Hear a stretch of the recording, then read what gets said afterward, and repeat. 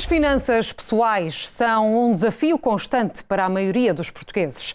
O nosso país está nos últimos lugares da Europa no que respeita a conhecimentos nesta matéria, ainda pouco abordada na escola. Literacia financeira, um longo caminho a percorrer. É a reportagem especial desta semana.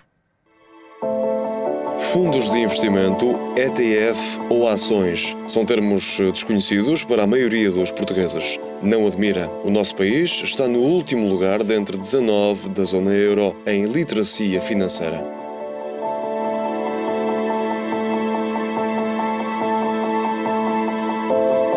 A lista é liderada pela Dinamarca, seguida dos Países Baixos e da Finlândia. Para o apuramento destes resultados, foram feitas perguntas sobre diversificação do risco, inflação, aritmética e juros compostos. 25% dos portugueses, 35% dos cipriotas e quase 40% dos italianos responderam corretamente a pelo menos 3 das 5 questões colocadas, em comparação com 65% dos alemães e dos holandeses. Números abaixo do desejável e que poderá ter a sua base na falta de educação financeira desde tenra idade. Falta uma formação, eu diria, de base, desde a escola primária, como aquilo, por exemplo, que já se está a ser feito no Reino Unido, em que logo as crianças desde novas devem ser ensinadas, ou pelo menos devem ser alertadas para a necessidade de saber gerir o seu dinheiro. É algo com que vamos viver toda a nossa vida. É ter que gerir um recurso esse que é escasso, que é o dinheiro, e sabê-lo aplicá-lo da melhor forma, por um lado para suprimir as nossas necessidades mais básicas, a alimentação, o vestuário, a habitação, mas por outro lado também até para saber investi-lo, no caso, por exemplo, quando conseguimos amealhar algumas poupanças. Na Finlândia, o ensino de tópicos relacionados com literacia financeira é obrigatório nas escolas. Por cá, o referencial de educação financeira para a educação pré-escolar, ensino básico, ensino secundário e formação de adultos foi aprovado em Conselho de Ministros há 10 anos. Mas o ensino desta especialidade não é dado de forma consecutiva desde o primeiro ciclo. A Escola Básica e Secundária do Cerco, na cidade do Porto, é um dos estabelecimentos de ensino que tem esta matéria. Os alunos do ensino profissional, dos 10º e 11º anos, têm esta disciplina como projeto da Fundação Cupertino de Miranda. Eu acho que os alunos do ensino regular, a nível secundário, deviam todos ter,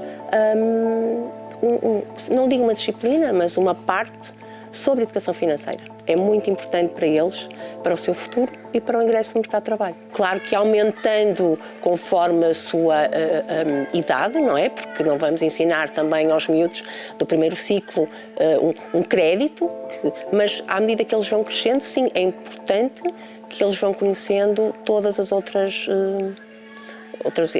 no caso dos créditos, do multibanco, do cartão. Portanto, à medida que eles vão crescendo, ir aumentando o nível de literacia financeira.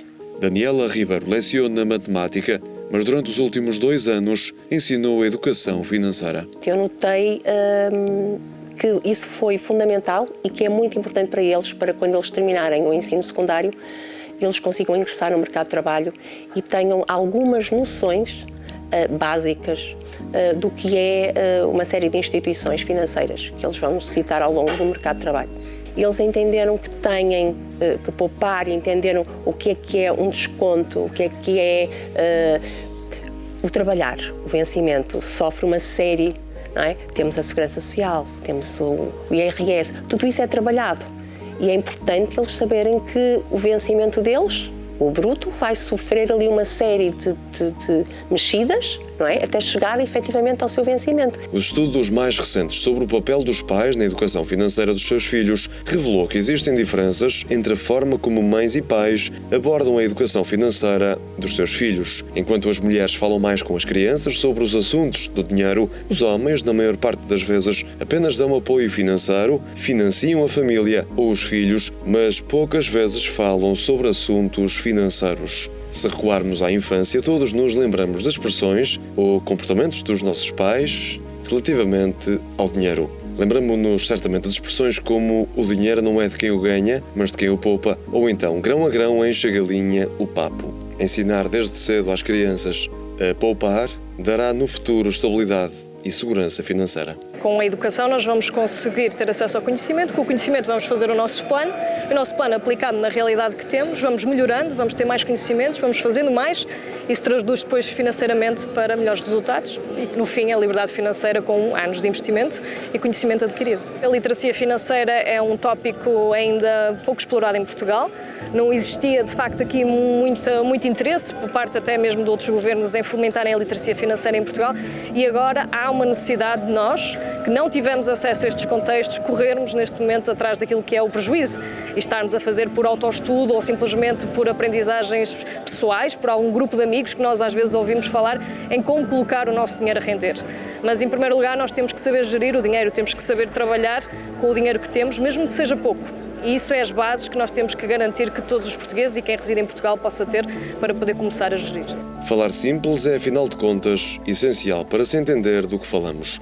Ariana Nunes, criadora do canal Renda Maior, tenta falar numa linguagem simples. O canal Renda Maior acabou por surgir quando eu comecei a procurar mais sobre estes temas e informações e chegava ao YouTube com comprar uma ação e só via de facto conteúdo brasileiro e nunca consegui perceber muito bem se havia alguém a fazer outro tipo de conteúdos como eu nessa altura. Mas a verdade é que foi através também do autoestudo e a minha partilha passou a ser algo, uma espécie de sinergia, uma espécie de espiral positiva. Eu aprendia para mim, para depois partilhar com outras pessoas e as pessoas gostavam dessa partilha e depois davam-me feedback através do canal. Isso fazia-me continuar a aprender cada vez mais e hoje estou aqui a tentar ajudar as pessoas a saber gerir melhor o seu dinheiro. Chegar, de facto, às pessoas com uma linguagem mais comum permitiu que as pessoas pudessem também banalizar um pouco este tipo de procedimento financeiro, que é o investir, o poder aplicar as suas poupanças sem ter tanto medo, porque começam a entender um pouco como é que funciona todo este mundo do financeiro, que é tão difícil neste momento de entender.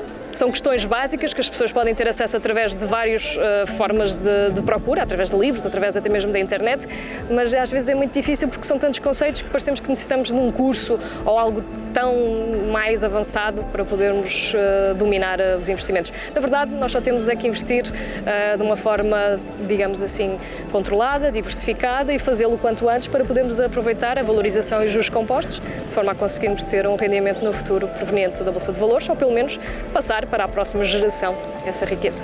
O dinheiro continua, infelizmente, a ser um tema tabu. É um tema sensível, é um tema que para muitas pessoas não é natural e que não é fácil falar. Sempre que nós pensamos, começa em pequenas coisas, tanto em casa. Quantos de nós sabem quanto é que ganham os pais, muitas vezes? E isto ao longo de gerações nós ouvimos, não se deve perguntar a idade às senhoras, não se deve perguntar às pessoas quanto é que ganham, ou seja, é algo que já está muito enraizado. E estando enraizado vai perpetuando ao longo de gerações. Bárbara Barroso é outra das especialistas mais ouvidas em Portugal. Fundou o Laboratório de Educação Financeira MoneyLab e tem desde 2019 o podcast Money Bar. Uma experiência que tem feito com que lhe tenham chegado vários casos demonstrativos da falta de literacia financeira dos portugueses. Eu nunca pensei que viesse a atingir o sucesso que atingiu e que permanece até aos dias de hoje, mas eu queria falar de dinheiro de uma forma descontraída e descomplicada, quase como se fôssemos ao bar com os amigos, e é daí que veio o nome também, Money Bar. Existe um agente corrosivo da poupança que eu lhe chamo que é a inflação, que infelizmente recentemente todos ficámos a entender o impacto da inflação nas nossas vidas. Se nós deixamos o nosso dinheiro parado, esta inflação está a corroer o poder do dinheiro e levá-lo cada vez menos. A única forma de nós vermos o nosso património crescer é pôr o nosso dinheiro a trabalhar para nós. E como? Investindo, porque só isso vai permitir mitigar este efeito de perda de valor ao longo do tempo.